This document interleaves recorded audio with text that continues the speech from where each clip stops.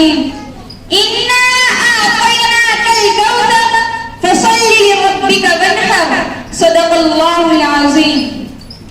سعادت مند بیٹا جھک گیا فرمان باری پر, سعادت مند بیٹا جھک گیا فرمان باری پر, زمین و آسمان حیران تھے استاد گزاری پر.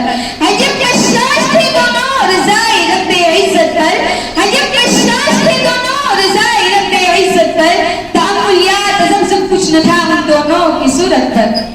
صدر علی وقار ذی الحجہ کی 10ویں تاریخ اس مقدس دن کی یادگار ہے جس دن ایک بڑے باپ کے بڑے بیٹے کے حلقوم پر خود اس کا شفیق باپ چھری چلا رہا تھا. اس وقت ستاروں کی روشنی مان پڑ گئی تھی, زمین کا ذرہ ذرہ جب نسانی عالم کے اجزاء کا پتا پتا اور اس وسیع اور اس کائنات کا چپا چپا حیران تھا, پریشان تھا.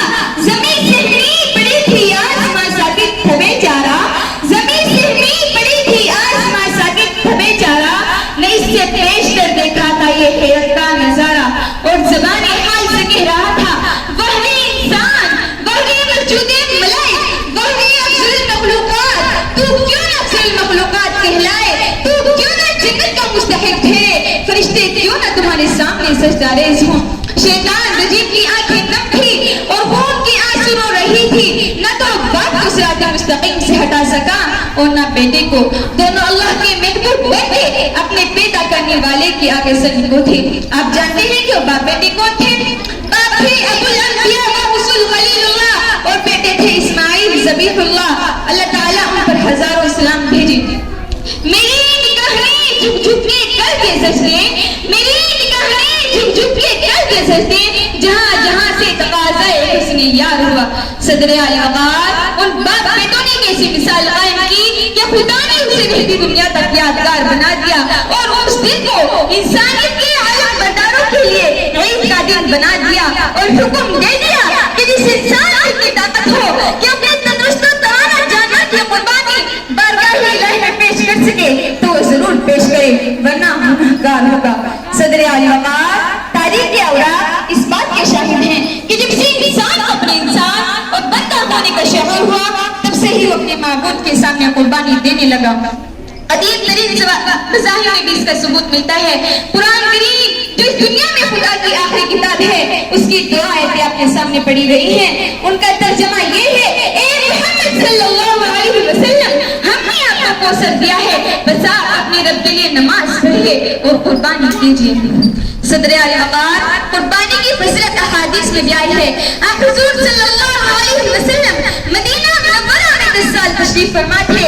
حضرت عبداللہ بن عمر رضی اللہ عنہ فرماتے ہیں کہ آپ ہر سال قربانی کیا کرتے تھے. ایک حدیث میں آتا ہے کہ حضور صلی اللہ علیہ وسلم نے ارشاد فرمایا قربانی کے دن کوئی انسانی عمل قربانی سے زیادہ پیارا نہیں ہے, اور قربانی کا جانور قیامت کے دن اپنی سینگوں, بالوں اور کھروں سمیت آئے گا, اور قربانی کا خون زمین پر گرنے سے پہلے اللہ کے نزدیک قبولیت کے درجے کو پہنچ جاتا ہے.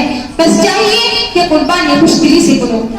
قربانی دراصل ایک عظیم جذبے کا نام ہے جس کے ماتحت انسان اپنا سب کچھ قربان کرنے کے لیے تیار ہو جاتا ہے. قربانی کا گوشت اور اس کا خون اللہ کو نہیں پہنچتے, اور نہ خدا کو اس کی حاجت ہے. وہ تو اپنے بندوں کو آزمانا چاہتا ہے کہ بندے دیکھیں اپنے پالتو دیکھتی جانور کی قربانی ہماری راہ میں پیش کر سکتے ہیں یا نہیں. اگر انہیں کبھی اپنے مال, جان اور اولاد کی بھی قربانی دینی پڑے تو گریز نہ کریں گے. صدر اعلی وقار اگر قربانی کا یہ عظیم جذبہ اگر آج ہم مسلمانوں کے اندر پیدا ہو جائے تو یاد رکھیں کہ قدم قدم پر ہمارے سارے مسائل حل ہو سکتے ہیں. اللہ تعالی ہمیں اور آپ کو جذبے کا مالک بنائے. کیا حقیقت مال کی ہے خوب بہایا کیجئے, کیا حقیقت مال کی ہے خوب بہایا کیجئے, نیک کام کے لیے دولت اٹھایا کیجئے. وما علینا الا البلاغ. السلام علیکم.